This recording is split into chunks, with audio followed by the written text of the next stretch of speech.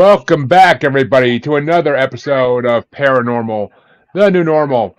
I'm your host, Jeremy, as always, trying to make this world seem a little more normal. Does it ever really happen? Who the hell am I kidding at this point? But we still persist and try, and as always, I bring a guest to help me on this epic quest. And my guest tonight, I am pleased to announce, is Heather Hornung, energy coach, energy healer, human design specialist, and so much more, and a podcast host. You know how much I love podcast hosts, guys. So come on, let's give her a big welcome. Welcome, Heather. Thank you for joining. Thank you for having me, Jeremy. I'm excited to be here. Oh, I'm excited to have you. So let me start this off the way I start off every interview. What got you down this road of spirituality that you are now part of? Oof, that's a good question. It's kind of weird because I grew up in a very conservative, almost cultish kind of religion. I was an evangelical Christian. And so growing up in that lifestyle, going to church probably about 3 times a week on average, very sheltered life. My whole life was like rotated around the church, like where we're going next, what we're doing, who we're meeting with. That was my life. So then I became pregnant as a teenager. And you can imagine, didn't really fit into that lifestyle. So at that point, I began to question, like, oh, well, if I'm already condemned at the age of 18, like, I have to start to look for other options because clearly I can't continue down this path and feel any sort of like acceptance. You know, as humans, this herd mentality, we want to be accepted, like it's part of our survival mechanism. So it had the effect of opening up my mind to other things, like what else is there? So further down the line, I started reading books, meeting other people. You know, I go to college, my mind opens and there's a whole different world out there. And I start to learn, like, there's other belief systems. So that was actually the beginning of my spiritual journey of learning that there's more to life than the evangelical Christian church. Well, all I could say is 3 days a week church. Shoot me now. I couldn't do it. I would be hating my life for 18 years. I really would. I hate going once a week. I don't want to go 3 times a week. Brainwashing. Seriously, that is brainwashing, and all religions are cults in a way. So you're right on the cue there. But yeah, teenage pregnancy in a heavy religious family basically just writes itself for my show as always. It seems like 99% of my episodes start off with, well, I was brought up religious, and then this happened. And it seems like it's an ongoing theme. It's an ongoing theme, and as it should be. I mean, I love the fact that my show is basically a proof point for you can break out of religion and still thrive. I love that that's the theme of my show, basically, always. It's I can support that. I can get behind that. Yeah. Thank you. Hell. Yeah. If I was running for president, that'd be my freaking campaign. But yeah, there's even a term coined for it, religious trauma. No, there's a lot of that in this world, that's for damn sure. Yeah. But just please tell me it wasn't like the past or something that knocked you up. No. Okay. All right, I swear. I mean, my other podcast is already compared to Howard Stern. I'm like, this podcast does not need to get compared to Jerry Springer, please. That's all I ask. We're not going Jerry Springer. No, it was a fellow high school classmate. So the classic Romeo and Juliet and type tale, in a way. But Put down the chair. Put down the chair, people. We said it's not that type of show. God, yeah. But so you started learning that religion doesn't have to hold you back, basically. What was the next step? How did you get on the path of wanting to work with energy? Yeah, so we're going to go now maybe like 20 years down the road. And I ended up marrying the guy who I had this baby with. You know, we go on to have 2 more kids. And then, you know, as one does, the marriage falls apart. Mm-hmm. And this led me to like this kind of midlife crisis where I was like, okay, clearly whatever I've been doing is not working. Trying to like live this life where I'm doing what I think is right. And I end up, you know, getting cheated on and like just my whole life falling apart. And so then I go to this yoga retreat and somebody there is talking about energy healing. And I was like, oh, that sounds amazing. I've never heard of that. So I go home, I check it out for myself. I start seeing a local energy healer. And for the next year, I have a standing appointment with her where every week I am going to meet with her. And I can't even like explain the experience that I had other than like it lifted my spirit. I felt this change in my own energy from being this completely depressed, sad shell of myself to like having a sense of hope again. And I was like, I don't know what this magic is, but I need more of it. So that set me down this whole path of like learning how to become an energy healer. Coincidentally, around the same time, I was introduced to human design at another retreat, currently in the retreat time of life, my retreat era. And and somebody there, yeah, asked me for my birth information. I gave it and they pulled up my chart and I was just like blown away, completely fascinated. And if you've ever seen a human design chart, it's like you're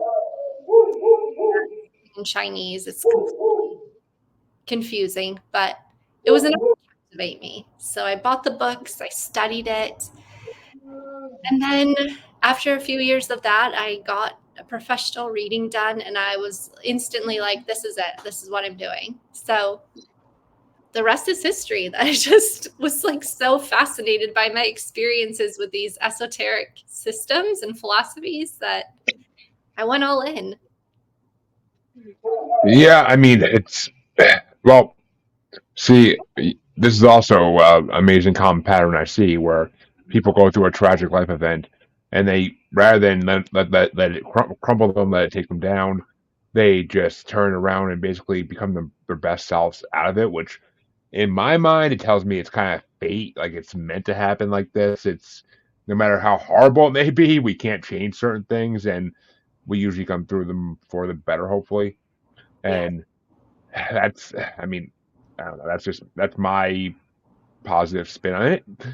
I mean, you're living proof of it though, so obviously it's not just a spin; it's just the way it works sometimes. And I mean, we'll probably get into fate a little bit later. It tends to be a topic I get into in every show I do. But yeah, retreats, something I always wanted to do, and I never get the chance to do any of these retreats I see. And being in the field I'm in, and having a lot of 200 previous guests, I am made privy about a lot of retreats that happen and just never have the funds, never have the time, never have the PTO to go do these things. I mean, Yeah. it's just one of those things where it's like, I never can do these things. And they always sound magical. They sound like everybody's always like, oh, this retreat changed my life. And I'm like, go. Yeah. Are you kidding me? You've never been on one. No, I have a family to provide for, and unfortunately, there's no time in the world to Yeah. get away like that, especially Well, especially the fact that in 2 months I'll have another kid to take care of. So, Oh my gosh, yeah. congratulations. / I'm sorry. No, there's nah. The congratulations, thank you. There's no I'm sorry. It was it was planned to be unplanned. But I had as I to like to put it. myself. But it's we're looking forward to it. It's going to be amazing. But Yeah, of course. What a blessing. it is. It really is. It kind of was a miraculous thing.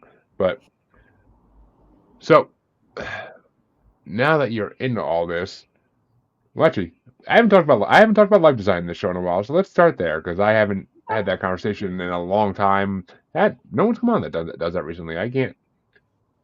Or I'm sorry, human design, I should say. It's not life design, but Close enough.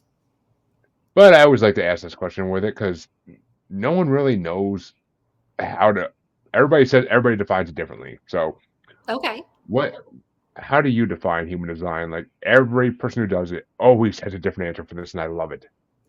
This is great. Okay, so I've been working really hard to find a way to articulate it in the most simplified way that other people can understand and like grasp. So the way I've started to describe it is a combination of astrology and the chakra system. So you take your Makes birth sense. information, like you do in astrology, your date, time, location of where you were born.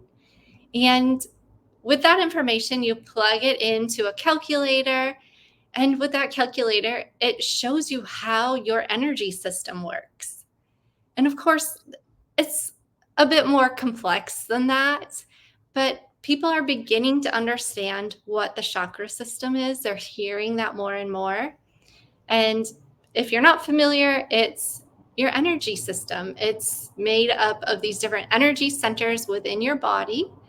And it's your interface between you and the world around you. So it's basically how your intuition is speaking to you through the vibrational qualities of your environment. So that's how I like to describe it. But does that make sense? It does. I mean, obviously, I've had a. Well, okay. I know I've had an astrology reading done in the show live, Oh, and I'm pretty sure I've had a human design one done as well in the show live, but I am not 100% sure on that. They might send it to me after. I forget. It's been a while, yeah. but I will say, I mean, yeah, it makes sense to me perfectly because I know all about chakras. I was a student of Reiki for a good year, so Awesome. Okay. I yeah. So chakras are very important, actually. I mean, I think they're very important, and the fact that you can really feel them when someone's working on them is creepy in a way, but awesome. Yeah. Yeah. It's that intangible part of us. So we've got like this physical body that we are used to experiencing the world with through our five senses, but this intangible part of us that we can't really see, we can't prove it's there, but through the vibrational sensations, that we feel. And Exactly.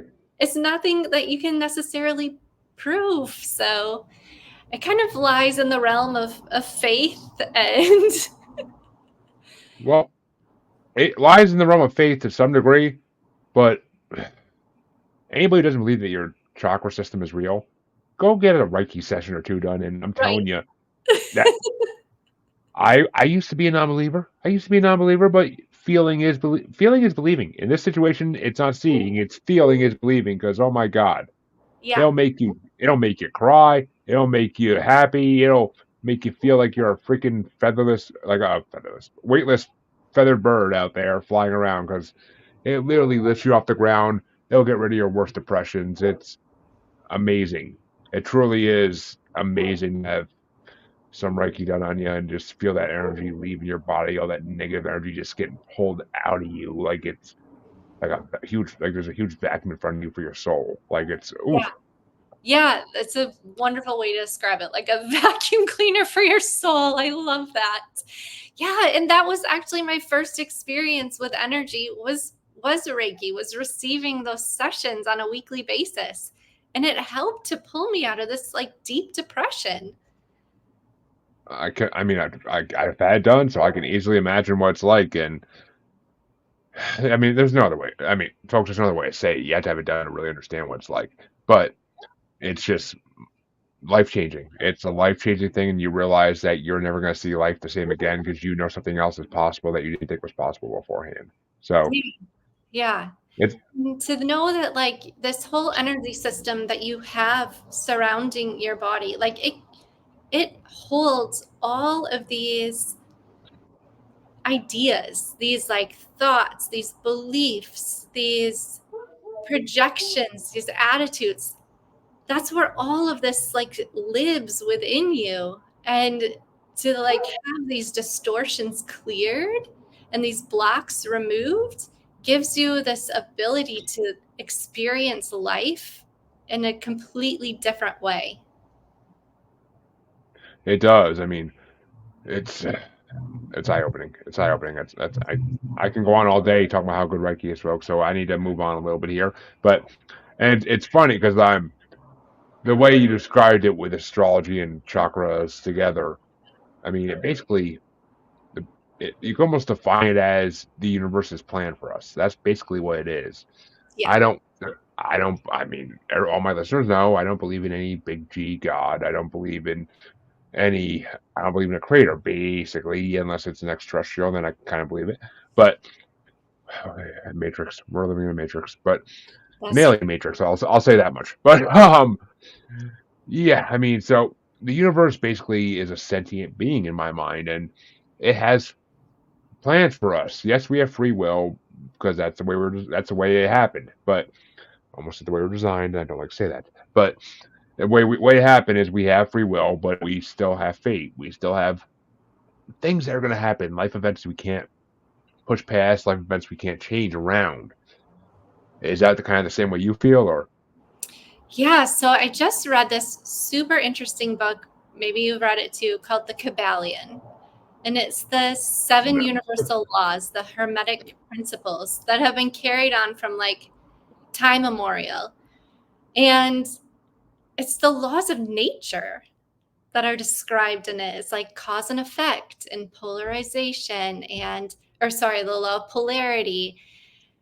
And, I can't remember them all off the top of my head, but it's talking about the universe very much the way you just described it, as like we are the dream of some infinite creator, some infinite being, and we live within this dream, but this dream is actually our reality. And so we have to live according to these laws, or we'll very much be in trouble.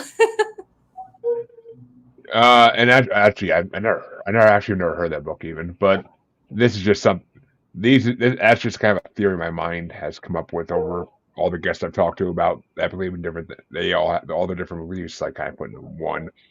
I mean, I look for the common denominators and kind of take it from there. And I love that you see. I was just talking about this on my music show on Monday night. I was talking about Prince, and I described the song Seven as being like the. It's literally a song about the metaphysical, spiritual world we live in because seven is the magic number, basically. And see, I wasn't wrong, and it works. Like it's just the way it works. There's seven is makes sense. There's there's seven theories, seven laws. That makes fucking perfect sense. Yeah, 100%.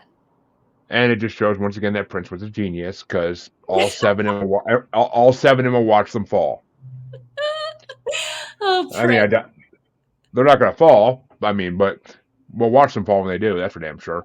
But yeah, I mean, it's funny because I always describe fate with the movie Hercules, the Disney movie Hercules, because there's the golden threads you can't cut, and that's always my theory is that those exist. All the other threads, yeah, you can break them, you can snap them, you can cut them, whatever you want to do to them. There's golden ones you can't cut. Some things are meant to happen: divorces, death, birth. Things are meant to happen, and we can't change that always. And you wouldn't want to. at the end of the day, at the end of your life, you're going to be happy that certain things didn't change because it set you up for who you're meant to be. Yeah. And that's my theory, at least. That's my theory on life. But Yeah. And I totally agree. And I feel like human design, it shows you the blueprint for who you are meant to be. And you were born at a very specific moment in time in order to be imprinted with the qualities of these specific planets and given these specific traits in order to live out a specific role that you were meant to play in the history of cosmology, if that makes sense. Like, it we're does. all players on this huge stage, and we have a role that we're here to live out. And some of it is beyond, most of it is beyond our control. Literally, the only things we can control are the choices that we make are around our attitudes, and how we choose to see life and the actions that we take. Everything else is beyond us. Exactly. I mean, we are based. We rarely. Okay, I'm not gonna say we can't, but we rarely can proact to these things in life. We have to react, and that's what you're right. It's all about how you react to things that happen in your life. Someone who's a negative Nancy, and everything that happens in their life, they immediately look to blame somebody, themselves, the world, God, the government. Take your pick. Those people are never going to be the best selves because they can't master what they're trying to. They can't master their own life, let alone anything around them.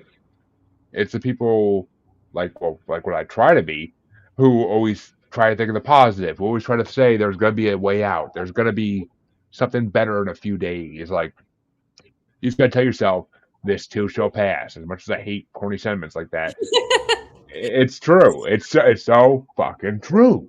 Yeah. Everything will pass eventually. You just got to get through it. You gotta walk through the fire to get to the beach. I mean, and that's a metaphor for sand because I hate sand. It's everywhere. It gets everywhere. But pulling a little Anakin Skywalker there for all you nerds like me. But I mean, and this is why people who live to please other people have problems. This is why people who don't look out for themselves have problems as well. I mean, because you have to be able to react to things in your own life, not other people's lives. Don't be the ride along friend that's always there for someone else when you can't be there for yourself. That's just not going to serve you well. I mean, and I believe on your podcast you cover that topic a lot. Yeah, actually, I was like, man, you're talking about people pleasers. And that is definitely something that is a huge topic because I, before, really struggled with that. That was like the major breaking point in my life, was learning how to take my power back, because I was that person who was always overgiving, overextending, and thinking like, oh, well, this is the way you're supposed to be. This is how, growing up in the church, I was taught that acronym, JOY, Jesus, others, you. You come last. And like, had that cemented in my head of, this is how you be a good person. This is how you're supposed to be. But when you come last, then your life fucking sucks because you're exhausted all the time. There's nothing ever left for you. And then you live this resentful, sad existence where you're just like, when is it going to be my turn? And I finally had to learn the hard way. It's going to be my turn when I say it's my turn, when I decide it's my turn, when I give myself permission to take a turn. And that was a really hard lesson to learn. And the unfortunate reality is that nobody is going to give you permission until you give yourself permission. Like, nobody else is ever going to be like, yeah, I see you giving yourself over and sacrificing all your time and energy. Let me go ahead and take care of you. No, nobody's ever going to say that. And I think that's part of like our journey as as humans living through this existence is learning how to advocate for ourselves, learning how to be our own best ally, learning how to love ourselves in the way that we want to experience love, and then learning that from that place of inner security, of learning how to meet our own needs, then we give to others from that overflow. And that's where we find fulfillment. Yeah. See that's more of that cult brainwashing right there. God, others, and yourself. Fuck that. No. You and see, I am one of those people who has been loving themselves. Well, in many ways, for a long time, and it's just one of those things. Like I learned at a young age, nobody else matters before me. I need to. I'm not saying go out there and be a narcissist. I'm not saying go out there and be selfish. If you can help others, help others. But now if it's going to harm you, that's what a lot of people don't get. And see, I almost could tell that's kind of the person you were at a younger age because I got that vibe. And I'm like, I guarantee she would give the shirt off her back to somebody if they needed it 20 years ago. And that's, I mean, you can tell because those people usually are the nicest people in the freaking world and they get taken advantage of because of that fact. Oh, but yeah. And I lived through experience with that, so I learned a long time ago, love yourself first. I'm not going to give you the shirt off my back if it's going to leave me shirtless and I got no other shirt to put on. Like, no. It's, especially as a fat kid, that wasn't going to happen. But that was not going to happen. But that's the way it should be. It should be about if we can thrive, and we are thriving, then yes, let's take care of others. And I mean, God, there's a God who can take care of him fucking self. So you're good. But you don't need my money. You don't need my time. But other people may, and if I can help them, I will. I help people. I help people all the time. I get them on my podcast and give them publicity. I have no problem with that. That's a little bit of my time. It doesn't cost me anything really. So, well, besides sleep sometimes, but we live. we live. But you gotta look after yourself first, and that's the biggest thing people don't get in this world. I see it every day. That worker at the employee at the job who, oh, can you stay late and do this report? And you could ask them every day, and they're going to say yes because they want to please you. No, they should say no. Fuck you. I got plans. I'm going home. But okay, well, maybe say a little nicer, and that's going to get fired. But still, that's the attitude you should have. I mean, the ones who give it all to their significant other because they don't think they deserve anything themselves. Like, no. Yeah. Put yourself first. And then you compromise. end up in these like parasitic relationships with a narcissist, which Yeah. tends to be like how these things work out. The overgiver ends up with the person who's the taker. And because the good people are not going to stick around, and they're starting to get sick of that behavior, and they're eventually going to leave because they don't want to take advantage. Yeah. Or they're going to try to change the person to be who they should be, which sometimes if that works out, that's the best relationship you can have right there. But the ones who can take advantage of it are going to latch on like a fucking blood-sucking vampire and not let go because they know they can control you. They know that you will do what they tell you to do.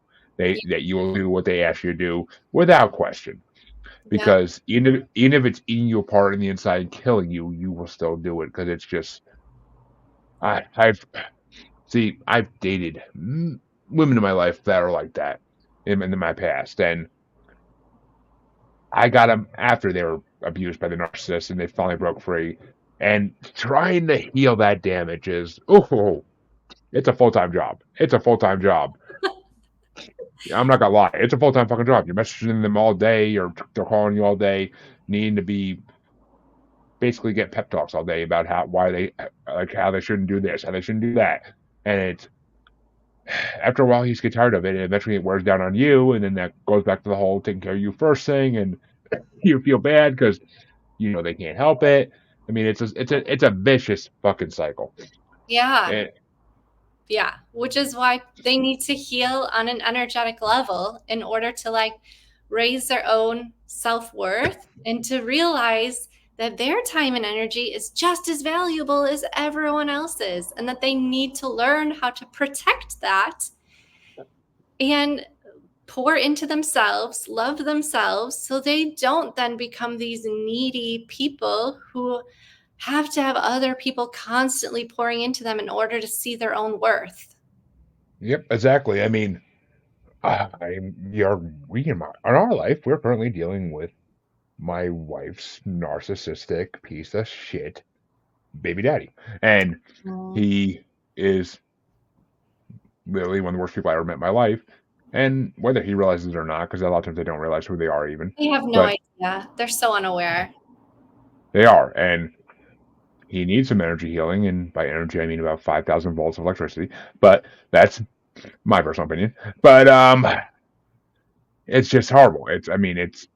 And have to deal with the outburst and the fucking lashing out of their cycles is, oh my God.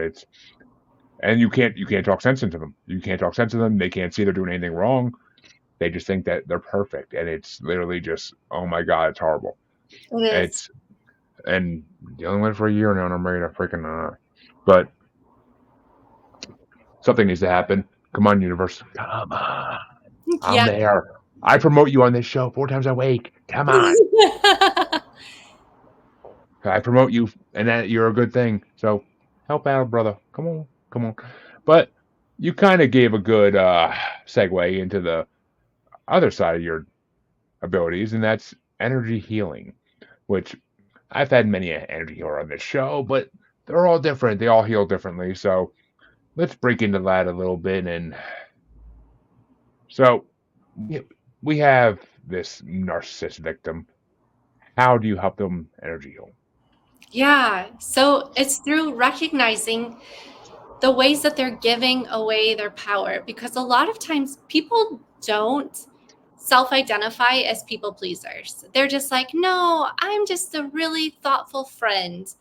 I'm just the one that's going to be there for you at 3 a.m, no matter what. They just consider themselves to be that really thoughtful, kind, considerate person. They don't realize that what they're doing is actually a coping mechanism for some sort of either trauma that they experienced earlier in life, or that they witnessed somebody else experience, or that sometimes it's just somebody who's a really empathic kind of person who's highly sensitive to the energy around them. And so they're always attuning to their environment and seeing like, oh, I can sense that this person is in need somehow. And they're just giving from that place.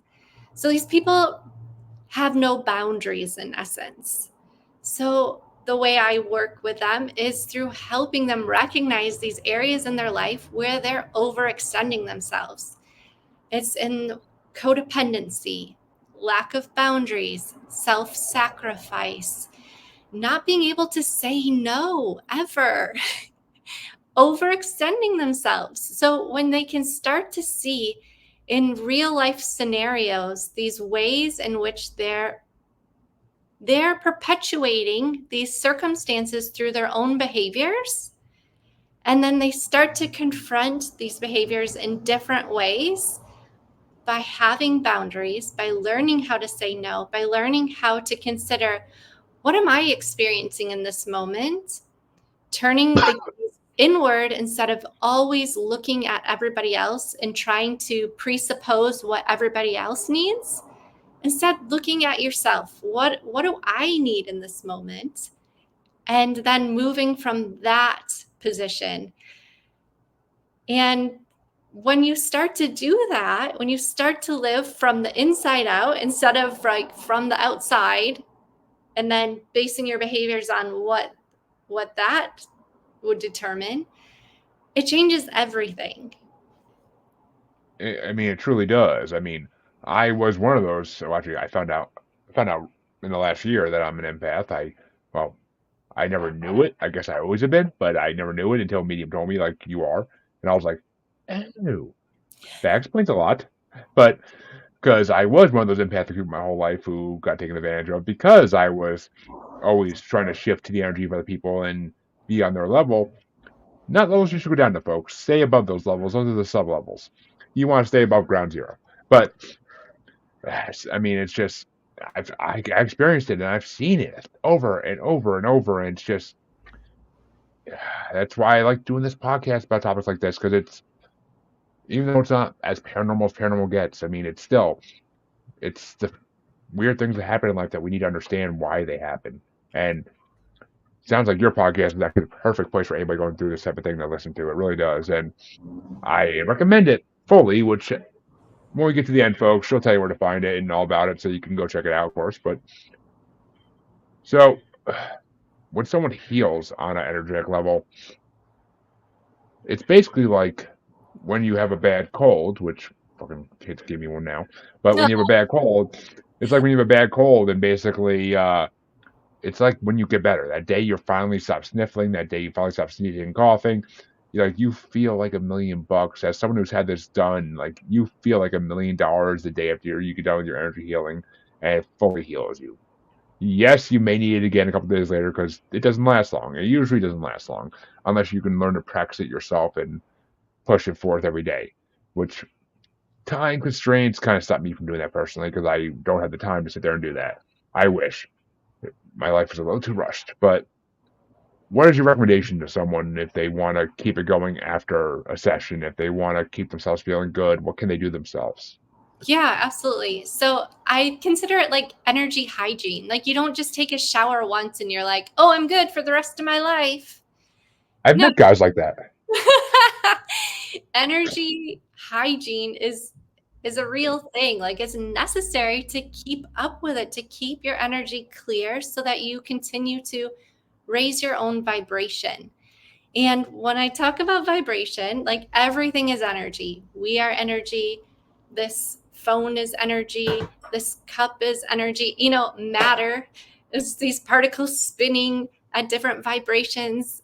So, and everything has a different amount of density, and the more dense, the lower the vibration. The less dense, the higher the vibration. So when we clear the energetic overload that we're all carrying because of these traumas stored in our body from all these unprocessed emotional experiences that we've had, it makes us more dense, and then we vibrate at a lower frequency. So in order to help us process all of this energy that we are storing in our body from all of these emotions that we experience every moment of every day, the easiest thing that you can do, that anybody can do, is just allow yourself to feel your emotions as they arise. Just be with your own emotions instead of repressing them, because then they do get stored in your tissues. They get stored in your body. And then over time, that turns into disease and unwellness that oftentimes will, I believe that a lot of, the diseases that our modern society is facing are from diet and also from not processing emotional energy. So be with your feelings, allow yourself to feel them. And that doesn't mean like outwardly expressing them. That means like feeling them in your body.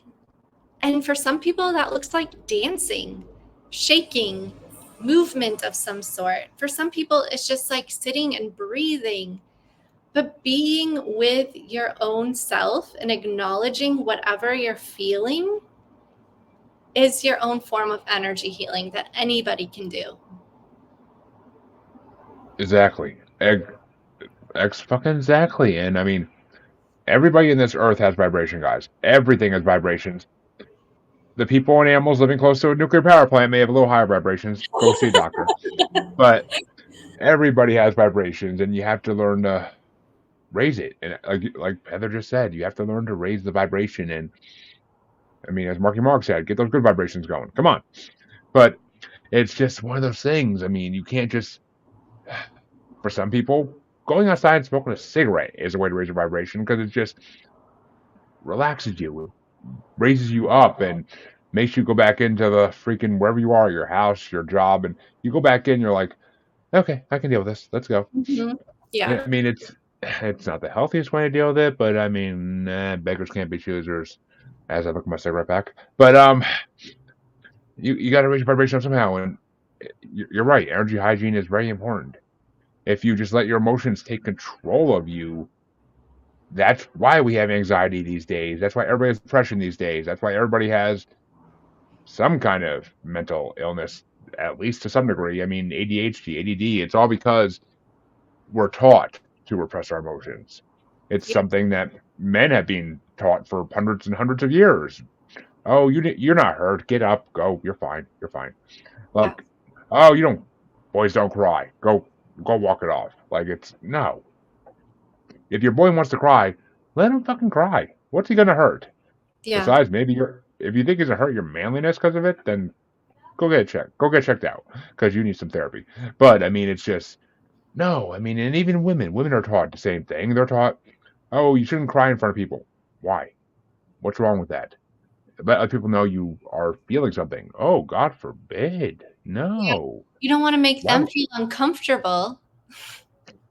Yeah, let them feel uncomfortable. If they feel uncomfortable, then they have their own demons to work through. So, I mean, it's all about giving in to societal norms and not, you shouldn't be doing that because societal norms have been ruining people for thousands of years. So, Yeah, turning let's us go. into robots. Basically, I mean, hell, we should be reversing well, at least that part of life back to freaking ancient Greek when everybody's running around naked and drunk and didn't give a shit what anybody thought of anybody else. Like, Yeah. They were free. They were liberated. in multiple ways. But yes, I mean, I'm down for the naked and drunk part. Let's go. But college all over again. But so I think now actually would be a good time to because we talked a lot about what bad relationships are between people. Yeah. What's a good relationship look like between people? I mean, I know because I'm in one, but I'm in a lot of them. I mean, on different levels. But what does a good relationship look like? Whether it's lovers, friends, anybody, like co-workers, employee, boss, like they all have to have some similarity. What's it look like to you? Yeah. So, speaking from the lens of like human design, which is all about living into your most authentic self expression. And the more authentically you are, the more safe you feel to be the weirdo that you really are, the more you're going to call into your life the people that align with you, the people that love you for who you really are. And that's kind of the problem with like being this chameleon people pleaser is that you feel too afraid to show who you really are. You become like everyone to everything or everything to everyone. So a good relationship is when you feel safe to be who you really are and you are loved and accepted without conditions.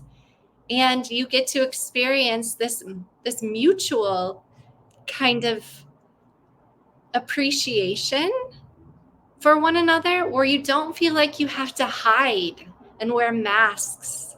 You can just be fully you and loved for that. That's how I would see a healthy relationship. I agree, and the mutual appreciation. I actually like that phrasing. That's a good phrase right there. But or I mean, you can just be like I've been for the last 25 years of my life, and just not give a fuck. Be yourself, and even if you don't get the mutual appreciation from someone else, just be yourself. And if they don't like you, oh well, you can still be yourself. Guess what? They'll either learn to deal with it, or it wasn't meant to be a relationship you should be around. The If the fact of the coworker doesn't, matter is we're all weirdos and we in our own way. And so like if you exactly, accept that, you accept like, you know what? I am just who I am and learn to love who you are, then you're going to bring other people into your life who also love who you are. But it starts with your relationship to yourself. Like if you can come to love and accept who you are, like you said, not give a fuck, then you're going to draw in people who appreciate that. exactly. It's literally about. Honestly, I feel like the key to a happy life is literally just not giving a fuck about what other people think. It's literally the key to a happy life. Yeah. Because if you care, the second you start caring what other people think, I mean, yes, I'm not saying don't care what your boss thinks of you, don't care what your parents think of you, because there are certain relationships you want to keep on a certain level and you don't want to ruin them. So maybe not be as weird as you can be in front of your boss or I mean, your parents. Who cares? You can be as weird as you want in front of them. But there are certain relationships that we need a power dynamic, so it has to work a certain way. But for everybody else, just be yourself. I mean, I have seen more eye rolls in my direction. I've seen more shaking heads in my direction in my life than anybody. I don't care. I'm just being me. If you got a problem with it, I'll tell you where to go shove it. Like it's not a problem. Like it's the key to a happy life, people. I'm giving you a secret here. Run with it. I mean, I'm not saying go to the middle of the biggest city where you live, close to where you live, and go run through the streets naked. I'm not saying go steal a fire truck, go steal a giraffe from the zoo, or do anything illegal. I'm not. I'm just putting it out there. I don't want to get sued. I'm not endorsing anything illegal. But be yourself. If you want to dress like Captain fucking Kirk at work every day, do it. Whatever. Be the guy from daycare that everybody thought was weird. Who cares? I mean, it's life. And guess what? Eventually, you're not going to see these people anymore. Eventually, you're going to move on. Eventually, something's going to happen. And eventually, we all die. So once you're dead, no one's going to be like, oh, he was weird. There's going to be like, oh, we miss him. Like, Yeah. so Exactly. if you spend too much of your life thinking about what other people think of you, you're not living. What's the Exactly. point? What's the Exactly. point of being alive if you're not living? Yeah, I feel like so many of us struggle to find the sense of fulfillment. And it comes from this place of being too afraid to live as you are, to be who you are, and to live from that place, giving yourself permission to do the things you want to do. And so many of us just have this fear of letting other people down. And really, at the end of the day, you're only letting yourself down when you don't allow yourself to just be happy and do what you want. Exactly. Let your freak flag fucking fly. Exactly. And it's and if someone doesn't like it, raise it a little higher even because Because they need to see it. they do. And eventually, it's just gonna work out one way or another. So I mean, it's life. It's life. As a great man once said, "Don't take it too serious. You'll never get out alive." Yeah, exactly. Like we have it's like a blip that we are here, that we get to experience this life on Earth. And then who knows where the hell we go after this? Another universe, another life form. Like, we don't know because nobody gets out alive to come back and tell us. So, I mean, there are those that talk to spirits, so we do find out some things. But okay, I'd love to hear some theories because that fascinates me, but I don't know. I I mean, it depends what you believe in. It really does. Whether it's reincarnation or no or not, or there's nothing, or if you want to have a religious viewpoint for some reason or other, I don't know why you would, but because those are pretty morbid. Religions have pretty morbid viewpoints of what happens after that. But I mean, even if we go to another dimension, I mean, even if we reincarnate as an animal on an alien planet, as another human being, like because we reincarnate as something usually. I mean, from what I've been told, but we're gonna be around this ball again. So yes, you're gonna get another chance to live your life and do it right this time. But guess what? A lot of times people don't break the cycles unless they choose to do it, and you're not just gonna break it because it's a second chance. No, you have to choose to break the cycle. Yeah. So Yeah. Do you feel I mean, in this incarnation that you're breaking any cycles? what was that you cut out for a second at the beginning of that? I said, do you feel like in this incarnation you're breaking any cycles personally? I've yet to have a past life reading done. I was supposed to have one done like 2 fucking years ago, and it didn't happen. And I keep putting it off now. But I technically don't really know. But I feel like this life I'm doing something right. So I mean I feel like every day I feel like something's going right usually. So things usually go my way. They always have. Things always work out for me. So it feels like the universe is on my side this time.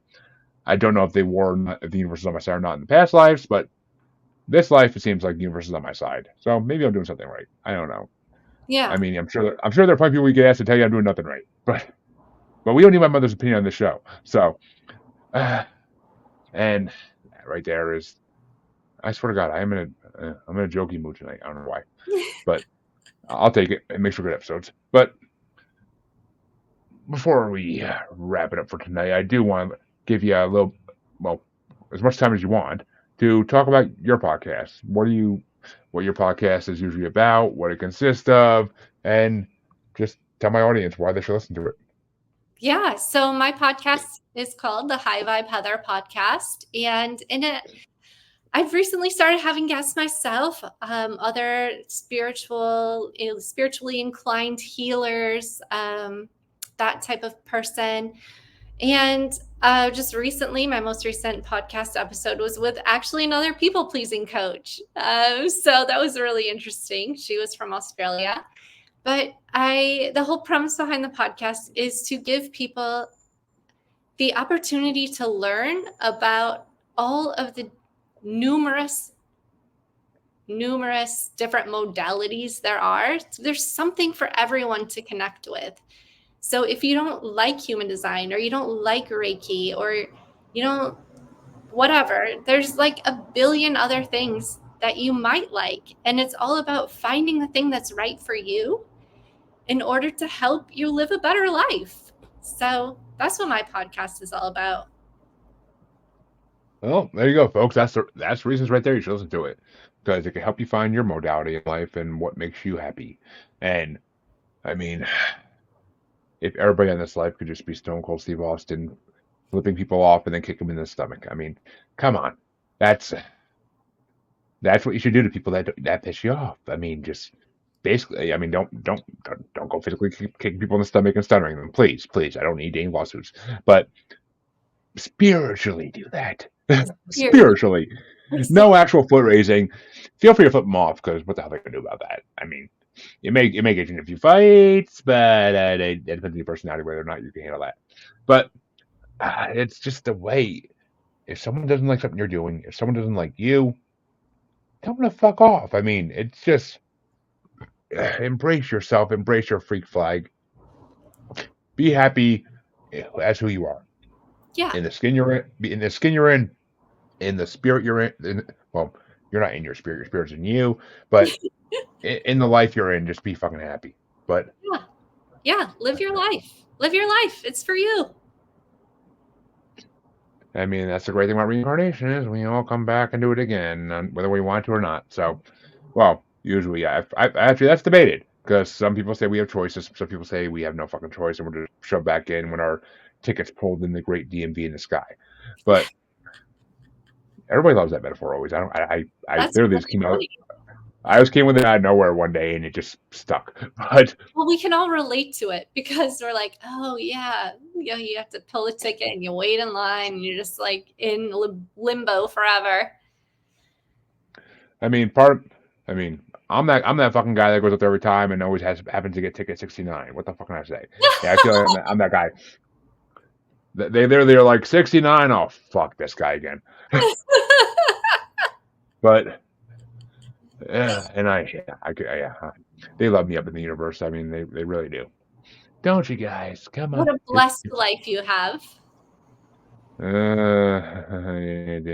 has its moments, but it's blessed. It's blessed. I just have to sometimes get away from the stuff that is not so blessed and remember why it's blessed every other way. So, and kids are a great reminder of that, and life's a good reminder of that. Basically, just seeing your family, seeing your loved ones is stuff like that is a reminder of how we're blessed, and being able to do things we like is a reminder of how we're blessed. If you can go put on a horror movie and watch somebody getting slashed up, if that's how you feel blessed, that's how you feel blessed. That's what I say. Because I don't know, horror movies and me have a thing, but It's a lot of people do it better, obviously, because horror movies are one of the biggest genres movies out there for fans. So, Woof. I mean, Can't do it. I eh, can't do it. I couldn't for years, and then one day it just clicked. Like, why am I not watching these? Like, what am I scared of? Why am I not watching these? And then, bam! Now I see more horror movies than most people have. So, well, So fun. than most. But yeah, I mean, I finally saw The Shining, and I was like, "Oh, that's not even that scary." What? it's not. I mean, I think when Jack we're children, face. yeah. There's some scenes. The only thing scary about The Shining is what the hell did they put in her cigarette to make the ash go so long? That's the only thing that's scary. Oh, gee, a story about a dad going crazy because his kids and wife drive him crazy. I can relate. Yeah. But I can relate to that somehow. But I mean, it's not scary. I mean, it's Stephen King. The book is very well written. The movie, not so much. The book is very well written, but it's not one of his scarier. It was basically him putting himself into a book almost in a way, and it's kind of funny that way. But I will say it's not. I mean, trust me, there are horror movies out there that will scare the shit out of some people, but I think it's when we're children we just get the idea that we get told that these movies are scary. Just like everything else in life, we get told something and we put our false impressions on it. And I didn't watch horror movies for the first 3 decades of my life because I was told they were scary because I was scared out of watching them basically. And religion has something to do with that too, but fuck religion. But now the last few years I've been making up for lost time and watching a lot of horror movies because they bring me joy. I mean, a lot of them suck big fat donkey balls because they're horribly made. A lot of them because there's so many of them. There's always going to be the B and C and D ones, but the ones that are A's and even some of the B's are pretty fucking entertaining and fun to watch. So, and good storylines. So, and especially in the paranormal world, there's a lot of topics in there that relate. So, if you're into the paranormal, you're usually into horror movies too because it's relatable topics. So, it's all about the universe's plan and why the universe wants these things to exist. I can't explain shit, but I'm not meant to. I'm not meant to. I just enjoy what I can out of what it gives me. Now, if you want to give me about $5 million, we'll be really good, universe. Just saying, manifest that money, manifest that money. But oh yeah, and manifestation. I mean, that's also a huge part of life, if you ask me. I preach it all the time. I preach it on this show all the freaking time. You should be manifesting every day what you want to happen, because guess what? It may not always happen, but enough times it will. Yeah, the power of the mind. Yep, the mind's a powerful thing, and I can tell you, if you keep telling yourself in court, in life, in wherever situations you're in, that it's going to work out the way you want to, eventually it's going to. It really will. It really will. You get to write your own story. You get to decide how a lot of things will go just by your own attitudes and beliefs. I mean, you could do the same thing through many other ways as well. You can write your own life by violence, by cheating, and all that stuff too. But then you got to deal with consequences and a guy named Bubba who wants to do things to you. So no, you just got manifestation is the healthiest, best way to do things. Just all it is wishing and hoping. That's all it is. Like you're a child again. You're wishing and hoping for what you want. Yeah, and beautiful. Why not? Why not live with rose-colored glasses? Like, why not? As long as they're heart-shaped glasses, like Marilyn Manson said, then yes. Okay. I'll take the rose. But I want to thank you for coming on, Heather, because this has been a fun fucking episode. I can't believe it's been an hour already. I freaking every time I look at the clock, I'm like, another 20 minutes? Jesus. Yeah. Good conversations fly by, and it's amazing. But that's why we're here, and it was a good show. So I hope you all enjoyed it if you got to this point, and I hope you learned from it. I really do. And go check out Heather's show to learn some more. I mean, I know you're going to come back here, hopefully, but I mean, go check out Heather's show too. You know, I always boost my guest podcast because that's the way it should be. I'm here to help other people get big. That's what I do, or try to, I should say. But I got fucking diarrhea of the mouth tonight, so I'll shut myself up. Heather, where can people find you if they want to reach out for your services, for your podcast? Where can they find it all? Yeah, I keep it pretty simple. My handle on Instagram is at hi.vibe.heather. My website is highvibeheather.com. You know, my podcast is highvibeheather. So it's pretty easy. If you want to find me, just Google High Vibe Heather. And thanks so much for having me. It was fun talking to you and learning about your life and what you consider paranormal. And I love that energy healing is part of that. Yeah, the spiritual side, paranormal is one of the biggest sides these days, honestly. More and more people, there's more people that want to talk about that side of paranormal than the side with the creepy cryptids and aliens and all that good stuff. I'm sure So, that's fun too. I just don't know that much about it. the two rarely intersect. When they do, it's a glorious day, but they rarely intersect, and I get enough of both. I enjoy every episode I do. So, there's very few. I can't think of one guest I didn't enjoy having on. So, it's just, and of course, folks, Heather's podcast will be in the description for all you listeners, just so you can click and go if you so please, and please do. But you all know where you can find me. If you don't, well, shit. Why am I in here then? 200 plus episodes, you still know where to find me. Fuck. But check the outro. It's there. Yeah, as always, it's there. And remember, it's high.vibe. If you do the high-5, Heather, that's going to be the weed dealer, not the podcaster. Just saying. But I joke. If that's a real thing out there on Instagram or something, I will laugh my ass off. But I joke. I really will. If that's a real thing, that's funny. But Well, I am in Portland, so there's no weed around here. There's no shortage of weed anywhere in the United States anymore. It's legal everywhere, thank God. But, well, not everywhere yet, but it's getting there. Something I didn't see happening 15 years ago. So, it's incredible. But I will see you all, I believe, tomorrow for another interview. And maybe one Sunday evening. And I think I actually have a special for you Sunday morning.